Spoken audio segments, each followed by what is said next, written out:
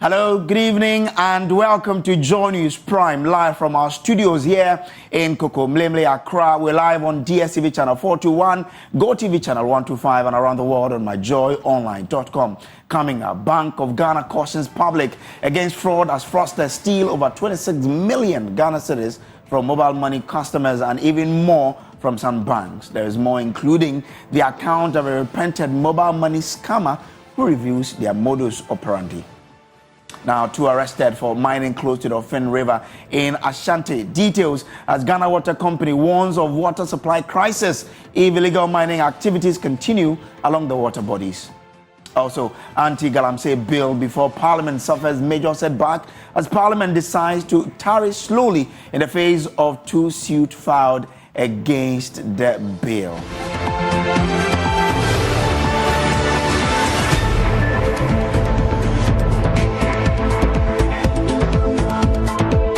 Well, the Bank of Ghana has urged the public to take precaution against the activities of fraudsters. The warning comes at the back of the latest BOG fraud report revealing mobile money scammers made away with customers' money totaling 26 million cedis from 12,166 cases in 2022.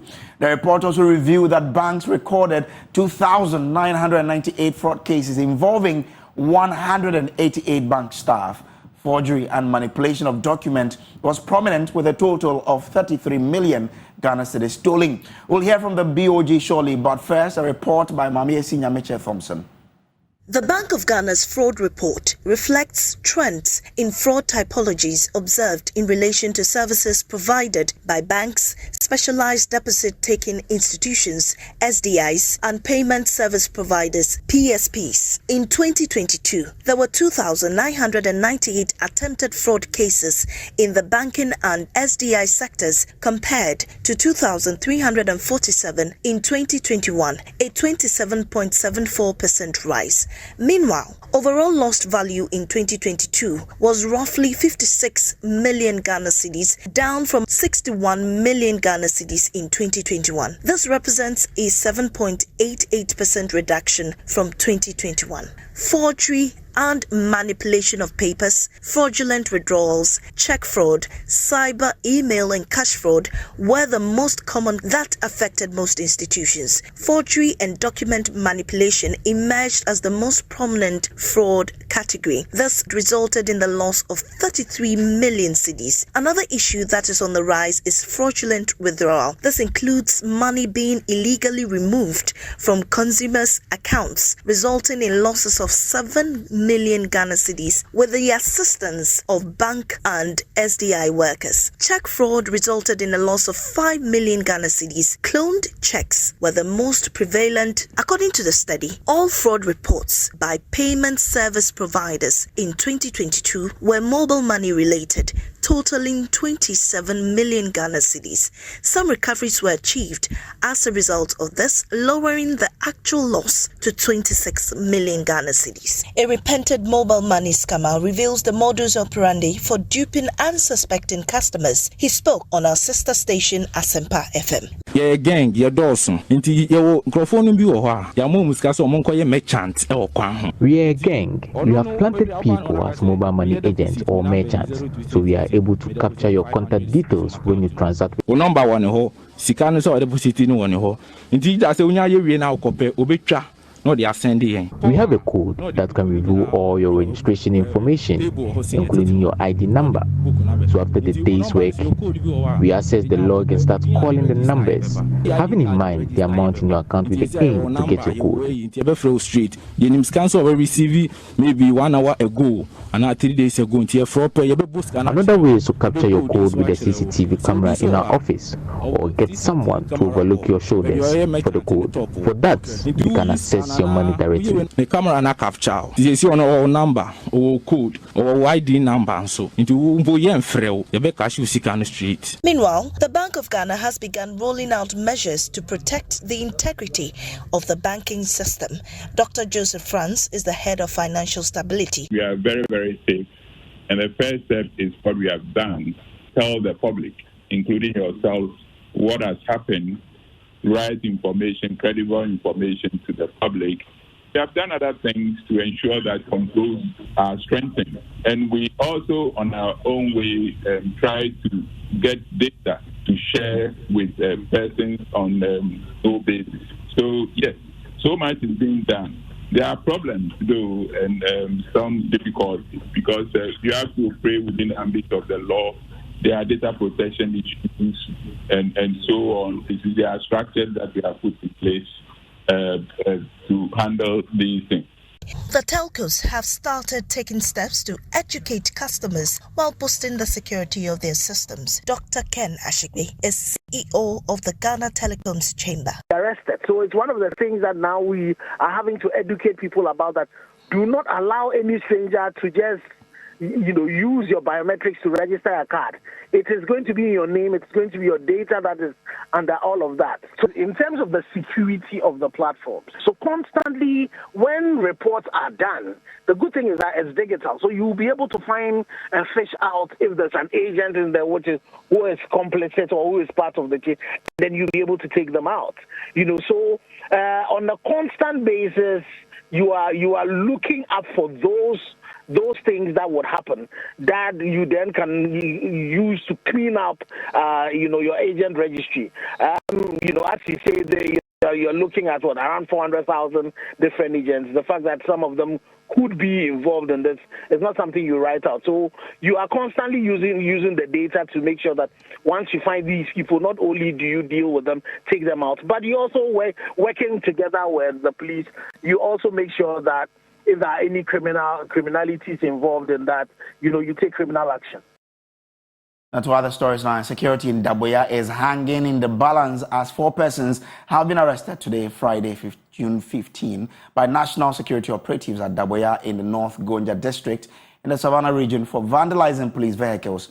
2 others, a sub-chief and an assemblyman, are said to be wanted by the police and are on the run. According to Joy News sources, this happened after 3 people riding on a motorbike refused to obey a police directive to stop, compelling the police to chase after them. The police arrested them, but the community protested, resulting in some form of chaos in the community.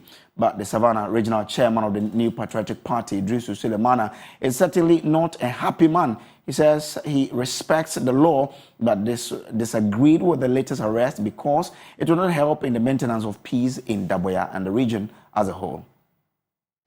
That is mischievous and then misleading, and then creating more tension in Savannah region, and then Daboya man can go as a whole. Why? Yes, because this arrest happened in Lukula and Paramount. Really, they arrested people from Lukula to Daboya. We engage a lawyer, the lawyer bailed them. And if you have other suspects, give those suspects, give their names to the lawyer who bailed the 118 suspects. Who bailed them? Give the names to them. Then you invite them and bring them to you. Bring them to you. Professor, yes, you have made a point. But what about if the arrest has to do with what happened at Daboya, where the police commander vehicle was attacked? That was why they arrested the 118. What I'm trying to say is that some 100 and something people were arrested in Daboya. Yes. And I'm saying, what about if it's the same reason that they're still looking for these people to arrest today? Do you think that is what the police yes, that is why we engage a lawyer to bail them. Okay. So let's go to the lines now and speak to our Savannah regional correspondent, Isaac Nonya, who is on the ground for the latest on this particular matter. Isaac, first of all, what have you gathered on this particular story? Come again? I'm asking for what you've gathered on the story. Yes, the arrest this morning has sparked another move by the youth to the bushes. I will speak a good number of them. My sources told me on the ground have moved to the bushes, some to distant communities. No young person can be found in Daboya as we speak now. because they are afraid that nobody knows who the arrested, who is the next person to be picked. Also, they were moved by the MP and other notable people in the community trying to get the 4 suspects granted bail today. But all attempts to do that did not work. And we are still hearing that the other 2 who are on the run, they are mostly trying to get them to ask this for, so that on Monday, they will put them before a court in Tamale. So these 4 suspects who were picked from their homes at dawn today, who are they and what were their roles in what happened? Well, this suspect, we are told, includes somebody like one Ewutoma, another person. The identities, we are told, are not certainly very clear, but the police had their names. And after the time we were speaking to the police, they were saying that if they are able to get the other 2 to ask, then the identity of everybody will be disclosed to the public and the media for that matter. But what we also gathered is that all these people who were picked from their homes this morning were actually members of those that the police suspected were part of those who attacked the vehicle outside the territory. We also gathered that when before the police vehicle was attacked, there were information that these people were on a motorbike and then the police attempted stopping them, but they sped off. And when they closed in on them, I think they were 18 or gunshots and they were wounded. So the police, in an attempt to take them through Walla Walla to Tambale for treatment, information got back to Daboya town that, look, the police have taken some of our people and they are taking them away. Not knowing that these people were not in the police commander's car. But upon getting to Daboya, the commander's vehicle was stopped. It took the intervention of the other officers who came for reinforcement, able to rescue the police commander and his driver, and that of the bodyguard. Okay. We are told the bodyguard was able to survive when he got injured on the forehead. Okay, all right. Grateful to you, Isaac Nonya there. Now, 2 persons have been arrested for mining illegally on one of the tributaries of Ofen River, which serves as the Barakese Dam in the Ashanti region. About 20 illegal miners pitched camp close to the Akronsa stream at Adan Kwame. The Ofen River is currently clean upstream, but the Ghana Water Company says any form of mining along its tributaries will spell doom for water supply in Kumasi. Love FM's Erastos Asari Donko has more.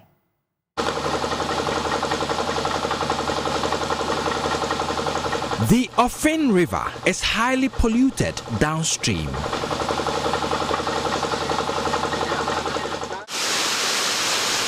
But upstream at the Barakese Reservoir, the river is clean. This is the Barakese Reservoir or dam. This place supplies 80% of Kumasi with water. In fact, 20 to 25 million gallons of water are pumped daily from this treatment point. Now, this is the Ofen River, and it is the upstream of that water source. 5 tributaries join the Ofen River here. It is so clean because management is guarding jealously any activity that will pollute it. Today, the police at Adan Kwame and the Ghana Water Company raided this illegal mining camp mounted on the outskirts of the town. They were washing muddy residue into the Ankransu stream in search of gold. The about 20 miners bolted at the sight of the team, but police managed to arrest the leader and one of the workers. 68-year-old Gausu Abubakar, who claims to be a member of the Amia stool of Adan Kwame, tells Joy News they are searching for ancient trinkets and gold. Yes, at least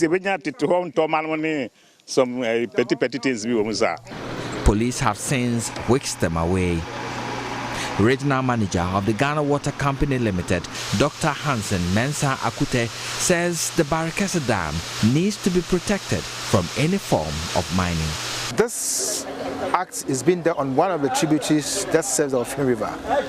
Once the activity prolongs, it's going to impact on the flow rate of that particular tributary, serving the volumes to the reservoir. In other words, what it means is that we are going to get a low flow that fills the reservoir, and invariably the volume will drop. And when it drops, we cannot have the actual reservoir volume we need to supply the people of Kumasi. So we think that this activity should be immediately halted before it impacts negatively on a total production of services to the place, notwithstanding the quality of the water that would even destroy spoil. If it gets so bad, it means that by cost-wise, our cost margin of operation is going to also go high, which we think that is not warranted over at that particular area at all. Reporting for Joy News, Erastus Asaredonko, Adankwame, Ashanti region. Now, residents and road users of Chibleo and fertilizer communities in the Lejekuku constituency have urged government to use quality materials for the repairs and construction of roads in their communities. They embarked on a massive demonstration 3 weeks ago demanding better roads, claiming that the bad roads riddled with potholes were adversely affecting their productivity. The Roads and Highways Ministry indicated on their Twitter handles they have started works on the stretch. Anna Odame was there to check on this development. Here's what she found.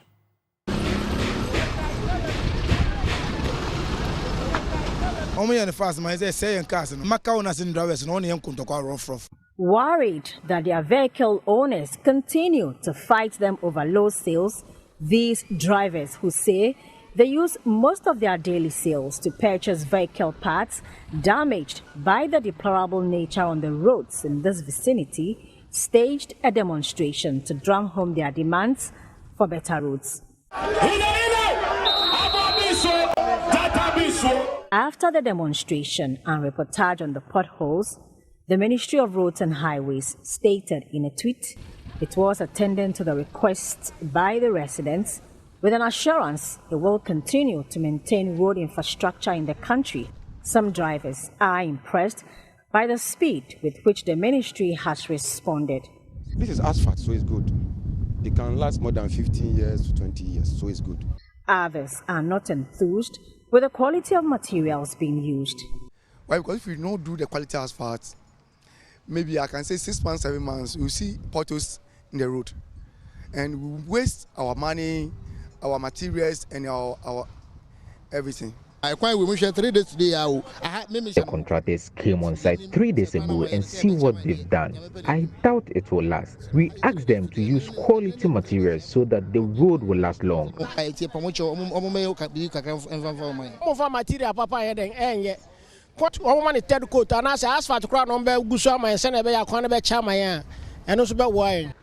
some, the pace of work isn't impressive.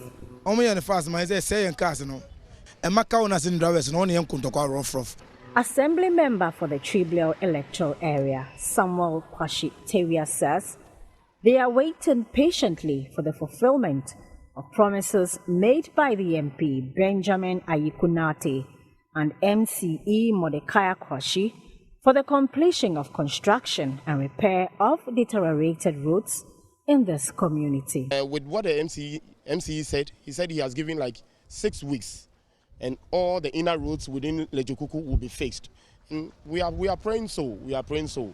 But how the work is going, we are praying that they will be more faster than what we are saying. From the Chibleo and fertilizer roads in the Lejekuku constituency, I am Hannah Odame for Joy News. Residents of Agomada in the Shai Osudoku district of the Greater Accra region are calling for immediate retooling of the Agomada police station to help fight the increasing spate of armed robberies in the area.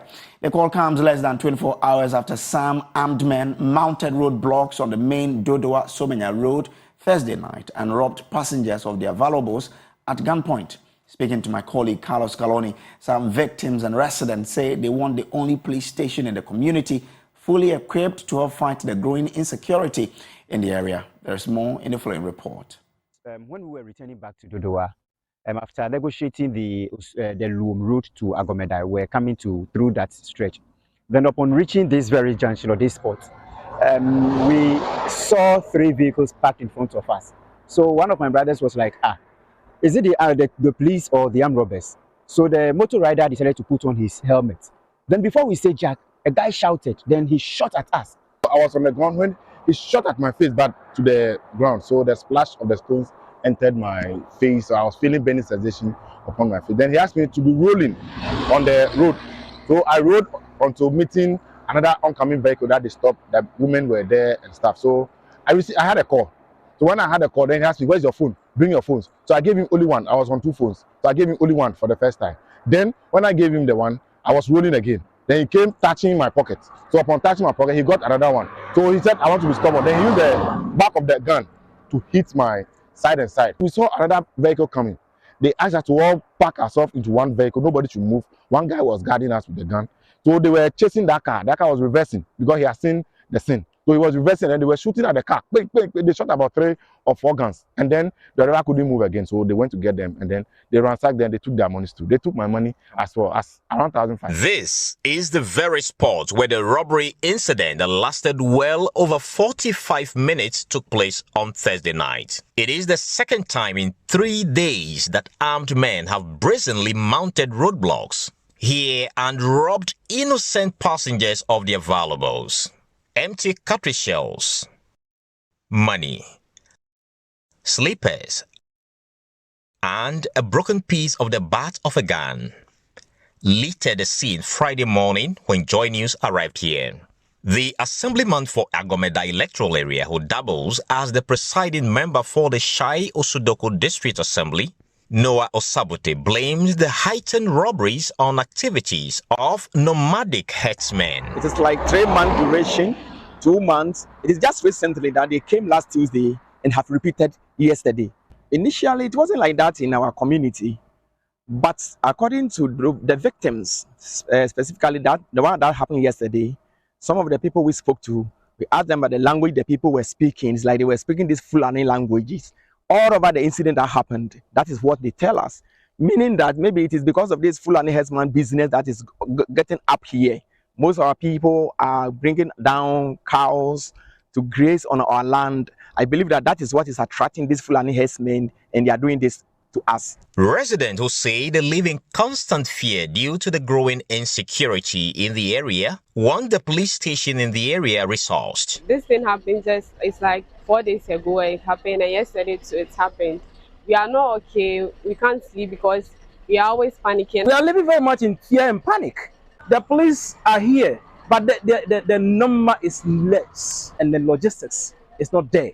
We need a station vehicle for them to be able to patrol around. Speaking to Joy News, the district chief executive of the Shai Osudoko District Assembly, Fred Ofer, said, although the police station does not have enough resources to work with, the District Security Council, DISEC, will collaborate with sister district and the police hierarchy to bring the situation under control. We recently opened a police post at Agomada. The lack of logistics, they were not having vehicles to move quickly to the place, and motorbikes they don't. So it became difficult for them to go there and then apprehend these robbers. One of the challenges from the place to where the robbery incident went, even if they work, they will spend about an hour and over. So to be honest with you, it is a worrying situation because almost every now and then market women are being attacked.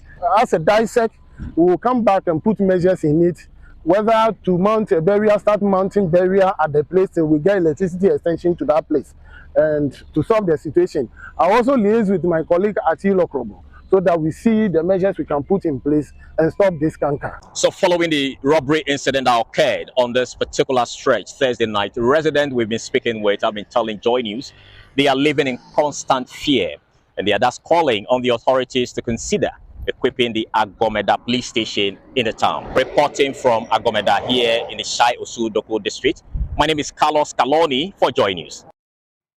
Now, the overlord of the Manprugu traditional area and the president of the Northeast Regional House of Chiefs, Na Bohagu Abdullahi Mahami, has called for the amendment of the Chieftaincy Act of 2008, especially sections that categorize him as a paramount chief.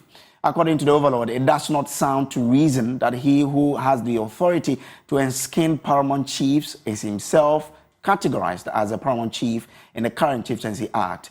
He is therefore calling upon the Ministry of Chieftaincy and Religious Affairs, the National House of Chiefs, the Attorney General's Department, and the Parliament of Ghana to take steps to amend the Act to replace the Nairi skin in its proper category. Correspondent Elias Utanko has more.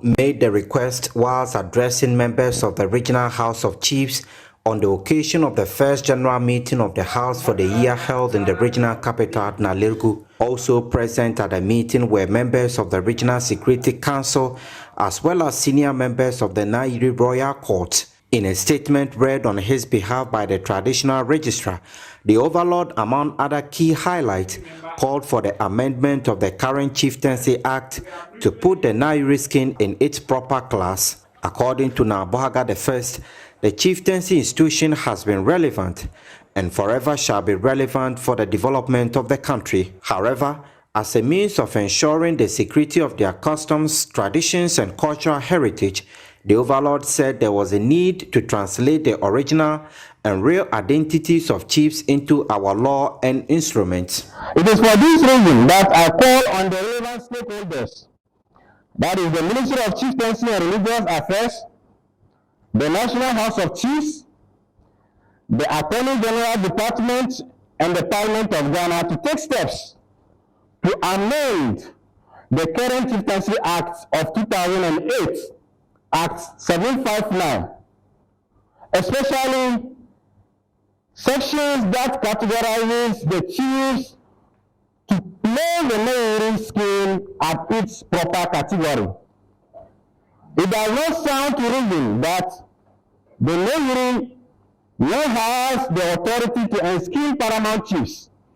He himself categorized as a paramount chief in the current Chieftaincy Act. Touching on the recent conflict in Lukula, the Overlord reiterated his call for calm by all citizenry in the Savannah and Northeast regions. The violence that erupted on June 1st led to at least one killed and several properties destroyed after alleged armed Gonja men overran the community. The Overlord, in a reconciliatory tone, condemned the violence as unfortunate, uncalled for, and a scar on the long-standing peaceful relationship that had existed between the Gonjas and Manprusis. I have since issued a statement indicating my resolve to work with my brother, the Daboya, to find lasting solution to the dispute. I however urge the law enforcement agencies to work to bring the perpetrators of this untoward event to book. You're so watching Joy News Prime. We'll take a quick break. We'll be back with more. Stay with us.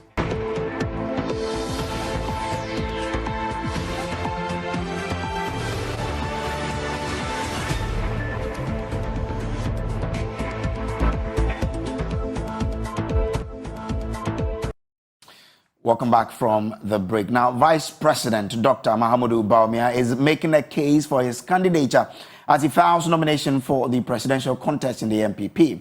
Dr. Bawumia becomes the second aspirant to file nominations among the 10 other aspirants to contest the election after former Trades and Industry Minister Alan Kyerematen filed his early this week. According to him, he has sacrificed and defended the MPP in bad and good times without wavering his responsibility, while adding that he has exhibited loyalty to the New Patriotic Party, which makes him better placed to lead the party into the next elections.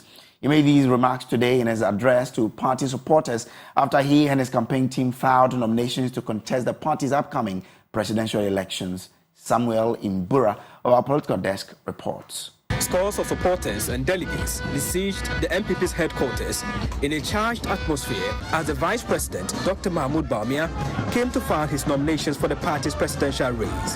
The Vice President becomes the second among the 10 other aspirants to file nomination after former Trades and Industry Minister Alan Kyerematen filed his earlier this week. Speaking to Joy News, some of the delegates and supporters of the MPP who came from different regions said they believe in his competence, a reason they are supporting him. Basically, I'm here today to support the cause of His Excellency Alhaji Dr. Mahmoud Bawumia for one reason, and by extension, his generosity to so many people in the society. I'm coming from Ningo Pram Pram. I'm supporting Vice President because to me, I think he's the only one who can beat the MDC boot to boots. We are supporting the Vice President because he's the only person that can carry Ghana where we want it to be, inshallah. Because when you look at the digitalization and all the things that he has in mind, it's a whole package. Bawumia is for the whole nation. He wants to take Ghana beyond our imagination. That's why we support him. I am from Domiabra, Obum constituency. Yeah, I'm a constituent secretary.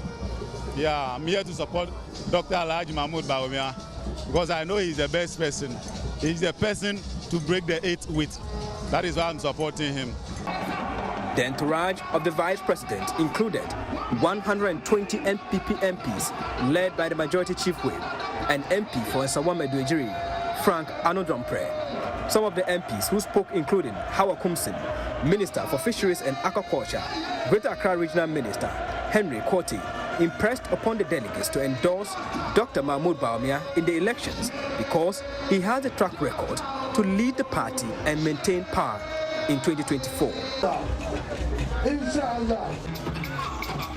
Although there have been concerns about sitting MPs endorsing presidential aspirants, Director of Elections for the MPP, Evans Nimako, said their actions do not contravene any provisions in the party's constitution. The party has open nomination. The party is aware some interested parties are consulting the party rank and file. And so we are measuring them based on the party's constitution as well as the rules and regulations set out by the National Council. So are there bridges or not? The MPs openly declaring? What we are saying is that for those who do not have direct role in the conduct of the elections, nothing bars them from supporting any candidate, any prospective candidate. They become candidates when they've been passed by the vetting committee and National Council. So far, nothing has come before me, and I'm not aware of any petition before the Okwes committee. We will leave that, but we are hoping that their conduct will not infringe upon the party's constitution as well as the rules and regulations set out by the party. Meanwhile, Dr. Mahmoud Bawumia, in his address to party supporters, indicated his filing of nomination is the first step of victory for the MPP, while asking Ghanaians not to vote the NDC back to power again. Impossibilities and make the unimaginable possible. It is possible to break the 8 in order to continue with the transformational policy we have started. It is possible.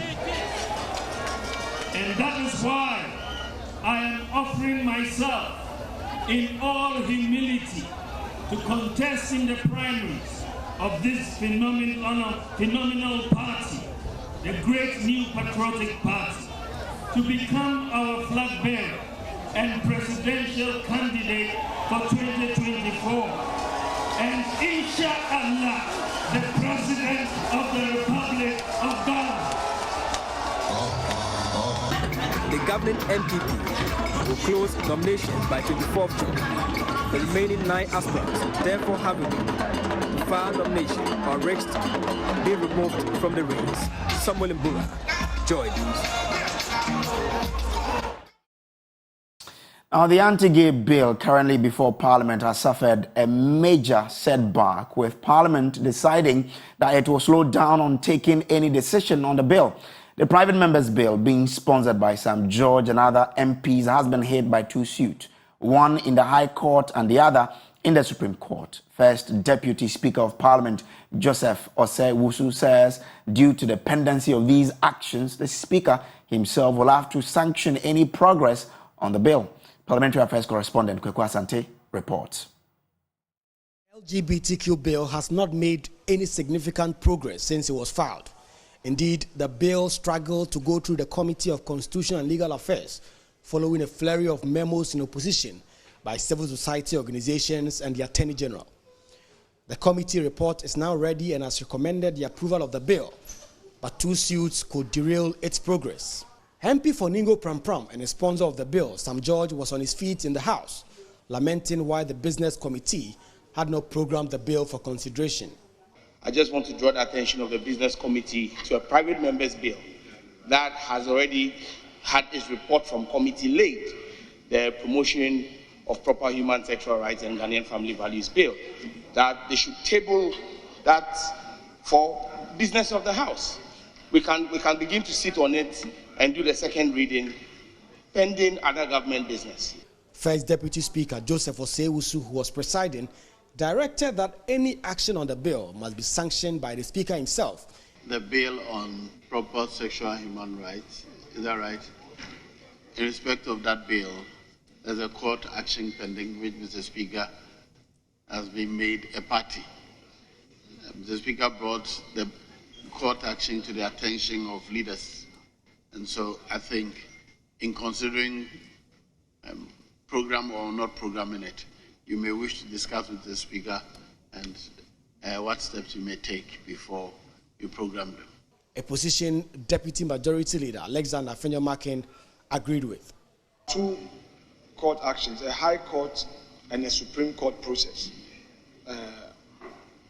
against it. So you're right that we may have to do the consultation with the Speaker to determine whether or not,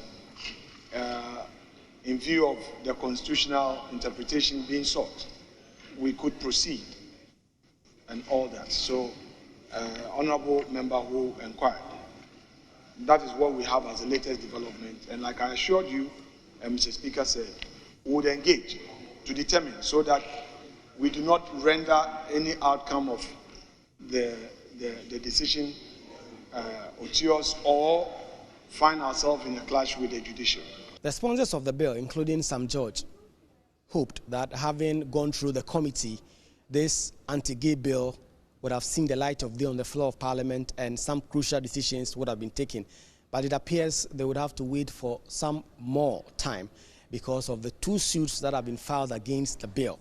Parliament is now deciding to tarry a bit slowly, and we've heard from the Speaker of Parliament himself really supportive of the bill. But this bill, which is seeking to prescribe the activities of LGBTQ community in Ghana, has hit this snag. We do not know if Parliament will wait until the courts dispose of these two actions that have been filed before they will continue to consider the bill. Reporting for Joy News, Kweku Asante, Parliament House, Accra. Now, two persons are battling for their lives at the Upper West Regional Hospital after they were allegedly shot by police in the Upper West region as armed robbers. The duo, who are known hunters in the enclave, were returning from a night hunting expedition when they ran out of petrol on one of their motorbikes and they stopped on the shoulders of the road to refuel, only to be bumped into by the police patrol team and allegedly gunned down. The third person was able to escape and spared to his community at Moyiri. Member of Parliament for the Dafiama Busie Isa constituency, Dr. Sebastian Sandari, who visited the two victims at the hospital, calls for thorough investigation into the issue. Joy News' Upper West Regional correspondent Rafiq Salam reports from Wa. According to the medical director of the Upper West Regional Hospital, Dr. Robert Amesia, the victims were brought to the hospital following the gunshot injuries they sustained as a result of shooting. One was shot in the abdomen, that's the stomach, and then the other one shot on the arm. So they brought them, and then both of them were severely injured to the extent that we had to operate. Both the one that had the shooting in the stomach and then the one that also had the gunshot wounds on the hand. It's life-threatening. The one shot in the abdomen, he had a few of his internal organs injured, but they were repaired during the surgical procedure. So we are still observing him, but because those things were repaired, we just hope that he will do well. The duo, who claimed to be hunters, were returning from their night hunting expedition when the police patrol team on early Wednesday morning bumped into them. Neither has the police allegedly uttered a word to them, nor has the victims provoked them, but the former opened fire on them and gunned the duo down. One of the victims, 30-year-old Edmond Taboroma, narrating the incident exclusively to Joy News, revealed that they were returning home after a successful hunting night where they killed 3 rats and 8 hedgehogs when the alleged shooting occurred. He said all 3 of them were armed with guns and had stopped on the shoulders of the road at Seripore to refuel their motorbikes after one of them ran out of petrol. So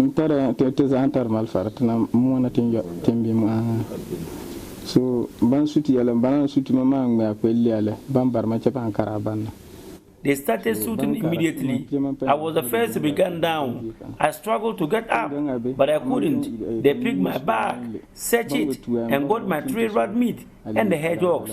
They threw all into their petrol car, he stated.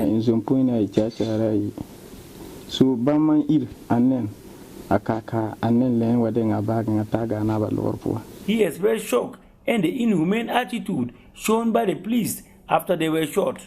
So Bama ir anen akaka anen len wadenga bag ngataga na balorpo. They refused to pick us either to the police station or the hospital. They only went and picked up the bike and ran it away. At least they should have used the rat meat for some light soup for us, but they carelessly move away, only to come and put handcuffs on us here at the hospital. He said, Ahmed Afra, member of parliament for the Dafima Bure Isa constituency, and who is directly related to the victims, Dr. Sebastian Sandare, is not happy with the incident and called for thorough investigation on the issue. Local hunters hunting for meat, maybe for survival, because that is what they rely on. Then on your patrol, during the day, it's not even from between 5 and 6, it's daytime. You open fire on them, didn't even bother to check on the people that you open fire, whether they are dead or whatever. I mean, arrest them so that even you can protect their lives first and investigate for whatever reason you have shot them. They ignore them to their fate until they call, their community members to tell them that they had gone hunting and the police came and opened fire on them just by the roadside. Welcome back. Let's do showbiz now. And Becky Bex is looking dashy this evening. How are you doing? I'm fantastic. Hey. Thanks to Woodine. Okay. You're wearing Woodine, exactly, right? I'm wearing thanks Woodine, to Woodine, and thanks to Sefa Concilio for this, beautiful dress. Beautiful dress. It's so nice. You should see me. Charlie, you're flying, yeah? Thank you so much. Praise. I really appreciate it. But let's talk about Ohima Messi. Her Tahila experience is 10 years old. Okay. And she will be having a 10 years experience with everyone. And ahead of that event, she has visited the Boston homes ahead of the celebration, and I had a really short conversation with her.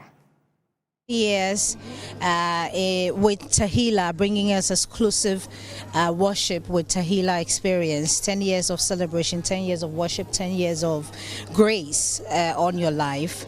You decided to come back from 2016. I recall this one, I can say it because I've been here with Ohima Messi. You've been in and out of here, and you decided to come back again. What is so special about here that you keep coming back?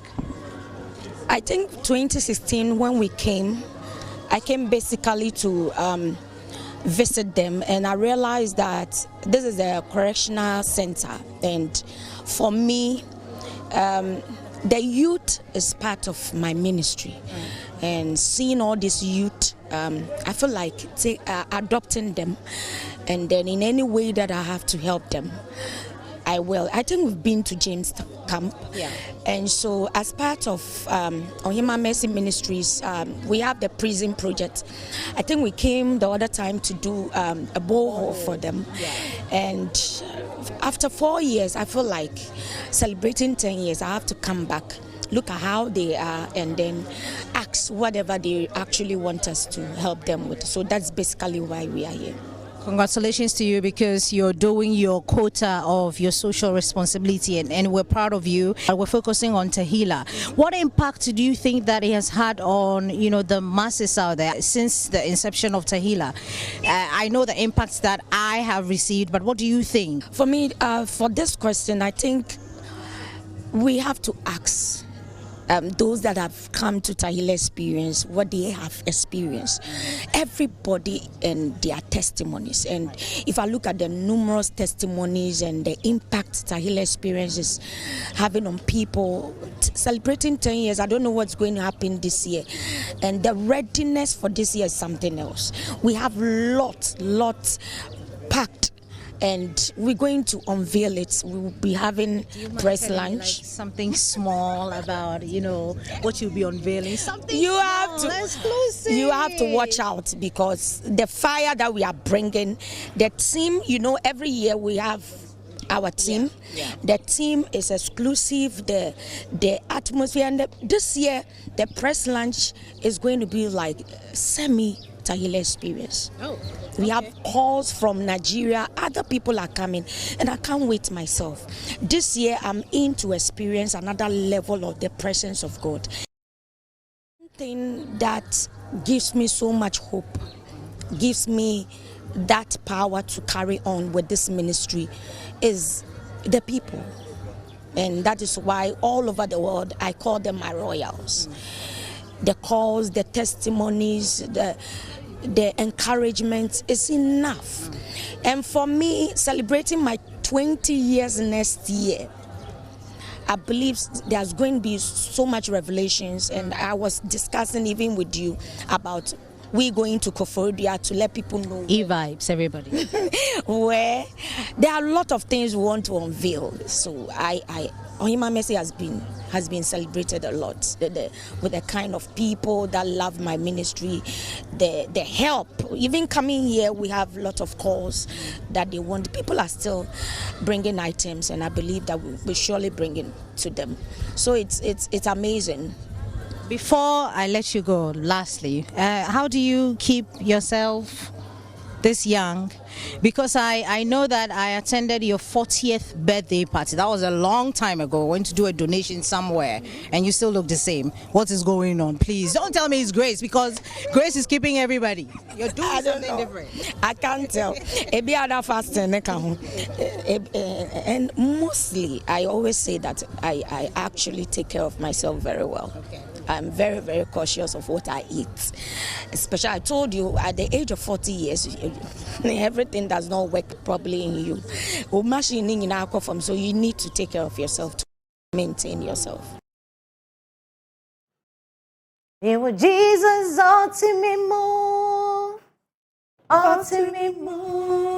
yeah, that's 120.